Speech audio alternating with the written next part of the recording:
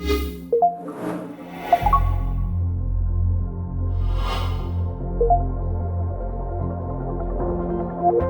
prvi vrsti je namenjena rešitev daljinskega odčitavanja energetskemu in komunalnemu sektorju, ki se vse bolj spogledujejo z digitalizacijo svojega področja in pa optimizacijo ali pa enostavnejšem upravljanju svoje lastne infrastrukture. Na drugi strani imamo seveda večje odjemalce teh energetskih dobrin, ki imajo pa seveda svoje motive, predvsem v nižanju svojih stroškov in pa izboljšanju energetske učinkovitosti.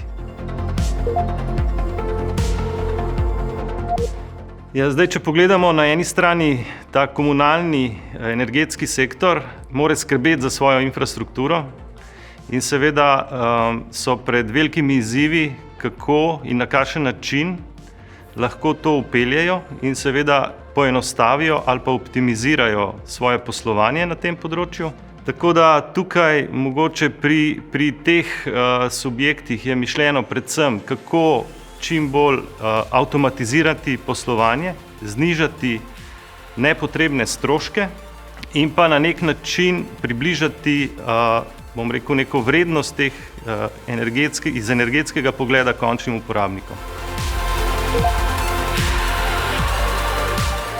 Telekom Slovenije tukaj s svojimi partnerji lahko zagotovi celovito rešitev iz tega področja.